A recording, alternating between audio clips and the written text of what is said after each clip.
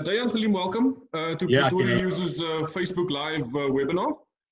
Um, so let's just go, start with the atmosphere around the world at the moment and how difficult it is with COVID-19. What's it been like for an athlete in a very difficult period where you are in lockdown? At the moment, it's just kind of been a lot of self-discipline in terms of eating well, training well, doing as much as you can at home with what you've got. But it's tough, I can tell you that, and we stand behind, and we just thinking about all the people that are struggling at the moment. Sometimes we're in a privileged position, so we're thankful for that. But yeah, it's not easy for anyone that's jobs are affected, and there's so many people affected by this COVID-19, so it's tough. Yeah. Tell me, just personally, how have you been spending it? I mean, you're from Cape Town. Do you have family that's up here with you? Or did you go down to Cape Town? How have you personally spent what's it been, 3 months? I've spent most of my time in Pretoria, to be honest. I actually haven't seen my family in a long time, but they say it's pretty hectic down there now as well. Obviously, they've got the most cases, so of what I hear and what I see. So I'm kind of just trying to stay safe up here, and yeah, it's funny enough. Actually, I'm actually doing a lot of chilling and relaxing, to be honest, because in the beginning, when I was level 5, I was meant to go for an MRI scan for my leg, and obviously COVID-19 hit, and obviously we couldn't in level 5, so I couldn't go to we were trying to get to a place where it was COVID free, and trying to stay away from those hospital areas and whatever. So once level 4 came around, 1 or 2 more places opened up, and that's when I could get my MRI scan. Okay. And then turns out that I was actually injured, and then I've been resting. So I'm sitting around with a moon boot, and yeah, I've kind of got a stress fracture in my leg. So just chilling, taking it easy for a while, and hopefully we'll be back soon. And yeah. Okay, so it's been a bit of a blessing in disguise almost for you. Yeah, I can say for me personally, it's been a little bit of if there's a time to get an injury, I would say it would be now, because nothing's really happening.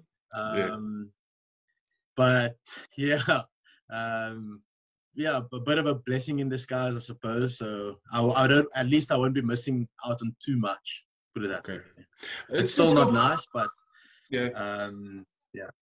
Let's just go back to last season. First of all, just explain the decision about making the move. Why the move up from Cape Town? Many people might find it very unusual to swap the beauty of Cape Town for Pretoria's surrounds. So just explain the reasons behind the move, and what were your expectations?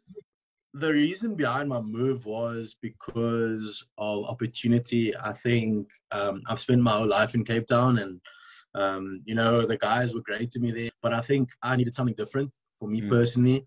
I think I just wanted that extra bit of opportunity, and hopefully I could get that here. I spoke to Mark Boucher when I moved up, because he was the coach at the time.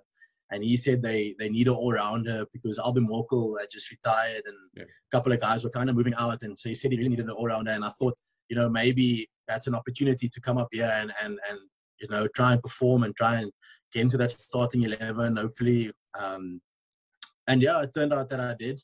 And I'm happy that obviously I made the move, and I got the opportunity to play most of the season. So very thankful for that. And yeah, just happy about the move. As far as your own expectations of yourself, or how you wanted to perform compared to the way you performed, how would you assess the expectations, as opposed to, next to how you actually performed? Were you happy? I think I had a decent season. I'm happy in certain areas. But I'm always looking to improve, so I would like to get better in a few areas that I've thought about already. And yeah, I think I had a relatively good season. I didn't put any pressure on myself to say this is what I want. I just wanted to play. I wanted to get the opportunity to play a lot of games and not to put a big expectation on myself to say I want to blow everyone away and I want to do X, Y, and Z, but more so to give it all I've got and give 100% and try and be the best that I can be. And obviously train as hard as possible and, you know, working leading up to the games and still doing whatever I can to be the best I can be, but with no, obviously there is a little bit of expectation always as a sportsman. You're always going to put that expectation on yourself to say, you know, I want to do X, Y, and Z. But yeah, I try to not to put too much pressure on myself. So to just play with a little bit of freedom and enjoy it. How did you find the Titans atmosphere, the dressing room? Obviously, very welcoming group of guys. I've known a few of those players over the years. How did you find, you know, sort of getting into the dressing room and how you kind of melded with the group? Very welcoming, like you said, that you know a couple of guys, and I think that when I got there, I was a bit nervous to kind of move into a new changing room, and you know everyone just was very welcoming, and I kind of got on with almost everyone immediately, and so it made the move a lot easier.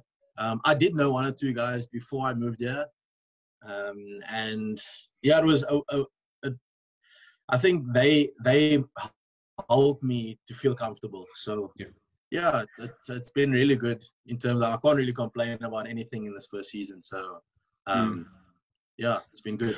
Obviously, you made mention of the fact that you had a chat with Mark Boucher before you made the move.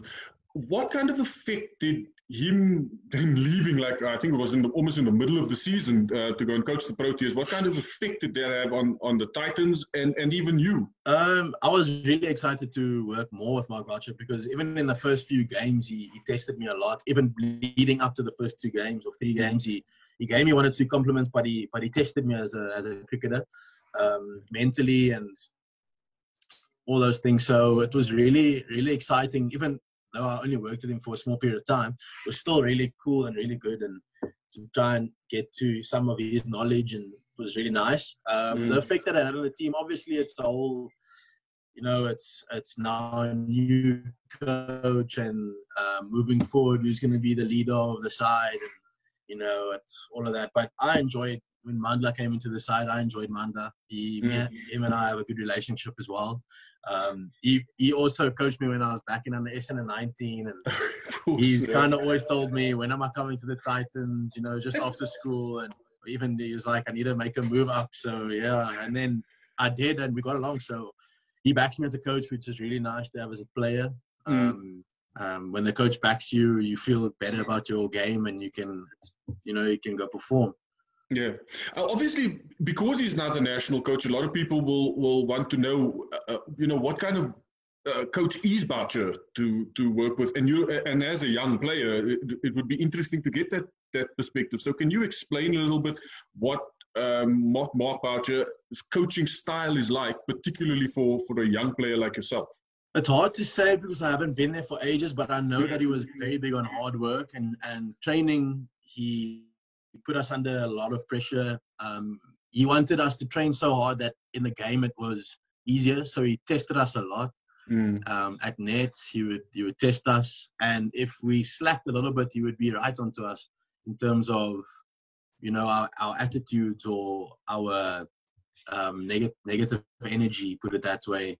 Our energies were maybe a touch lower than usual, and you know, we would get a proper talking to if we weren't at the standards that he set for us, right, or that we set for ourselves. But if we didn't reach those standards, he would be hard on us and say that wasn't good enough, or something like. So he was pretty hard in that way, but he tested us at training, which was really tough, but it helped us it helped us with where we wanted to be and game time. So it just makes it easier during the games. Okay, let's look forward a little bit. Firstly, how long are you going to be in the moon boot? Another 2 weeks.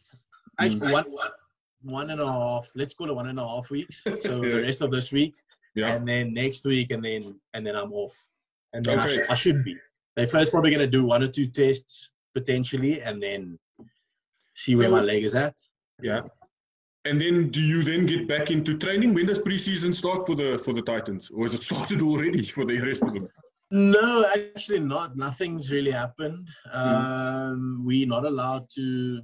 Well, I don't know if we are allowed to or not allowed to, but I think they're just waiting for confirmation as to when we can start. I've heard that cricket is allowed because it's a non-contact sport, but we're just waiting for one or two things to happen, and then we'll probably get into preseason. So for me, it will just be about rehab. I have another 6 weeks I have a 6-week period of rehab, so it's a long time. So I won't be joining the guys immediately, but they will probably get out, I would assume, very soon. And I know the guys are really excited because golf is now open to the public, so at least they can do something now. So, what is? I mean, so with the Moonbird, I mean, obviously you're very restricted. Is it a lot of television? What are you able to do? Well, first 4 weeks I'm on crutches, 2 crutches. This week is 1 crutch. Next week is no crutches and just walking. Progress. So even less to do, really. I guess in some ways when you're on crutches and you're walking in a mall or something to get something, you maybe working out a little bit, I suppose, but nothing much. Just playing FIFA, trying to maybe learn a new language or something like that, I suppose. Yeah, we have meetings once here and there. Maybe give my friends a call, or I don't know, just keep myself busy or with whatever. But playing FIFA would probably be right up that list. It's a good time waster, I can tell you that. Let's just look at a little bit of your kind of inspirations quickly. I heard one other journalist actually, when we were watching you play last season, described you as being very similar to an old Pakistan fast bowler called Aqib Javed. I wonder if you've ever watched him play. Like early mid-90s. No. So, I mean, were any players that you based your game around? Any players that were kind of that inspired you? No one that I can say that I based my game around, but the guys that inspired me were guys like Jacques Kallis, obviously an icon in the game. Steyn I've always looked up to him as a bowler. He's brilliant. And then, I just like the sport really, and I like watching cricket as well. I respect everyone that plays international cricket, and there's so many good bowlers and batsmen out there, but those are kind of my 2 biggest influences in terms of growing up and watching them play. And as a kid, you always like, I want to be like that, or I want to be like that guy or something. So they were the 2 that kind of not motivate me, but inspired me to play it. What are the areas of your game that you're most looking forward to? I guess improving once you're playing again and once you start training again. What are the big goals for you once cricket restarts? Definitely my batting. I think I got a lot of starts this season, but I would like to take those starts and turn it into bigger scores. So that's definitely somewhere where I'm looking to improve. And then with the bowling front, I think I did pretty nicely. If I can take 1 or 2 more wickets, I'll be very happy with that. And maybe gain 1 or 2 yards more consistently. I think just being more consistent with pace. I think I was a little bit inconsistent with that part. One ball would be like a bit slower, and then the next ball will be, my intensity wasn't like it would drop and then it would be high and then drop. So maybe fitness as well. Trying to be at 100% intensity all the time. So, What are the bigger goals for you, Dayyaan? Proteas is obviously every cricketer that plays in South Africa will say that. Is that the same for you? Definitely. Obviously, everyone would like to play at the highest level and represent your country, and those are the biggest goals that one can have. And obviously, just making a good career out of the game. And when you have a family one day, you want to be able to still provide and not struggle. And it's a big thing in everyone's life, really. So no one wants to struggle, but yeah, it would be nice to provide your family with whatever we need, like the essentials, roof over their head, etc., etc. So yeah, Proteas and just providing the family one day, really. Those are two big goals of mine, and obviously making my family proud. I think that's, they've done a lot for me. So, if I can give back a bit as well, it would be really nice. Cool. Final question, what are you most looking forward to once cricket returns? Just the competitive nature about the game. I think just being with the guys, spending time with them on the field, and during the season, you just like this is getting long, and you just like, you're like, when is the season going to end sometimes? Because you're playing and you're playing and you're playing and you just want to break. But when you do have a break, then you just want to play again. So it's weird like that, I think. I'm just looking forward to being back out there. Has this break kind of, this will be the final question. Has this break made you appreciate the game even more? And having the opportunity to play it? For me, I think it's definitely made me appreciate the game more. Like, I think that in this time, you have a lot of time to self-reflect.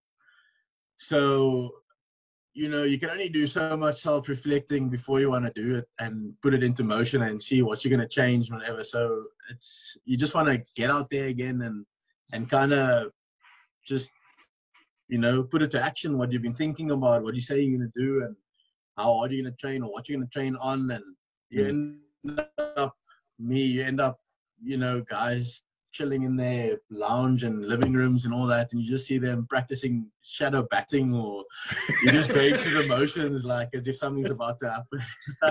Because you just don't know what to do anymore, so you just start like looking at nothing and imagining someone's bowling at you, and yeah, you can go a bit crazy. But it's been a really good chat. Good luck with the rehab, and look forward to seeing you on the field again. Yeah, thank you very much for having me, and I really appreciate it. And it was really nice chatting to you as well. And I look forward to being back out there, and enjoy the rest of your day and weekend, and hope you do well in the future. Thanks for everything. Cheers.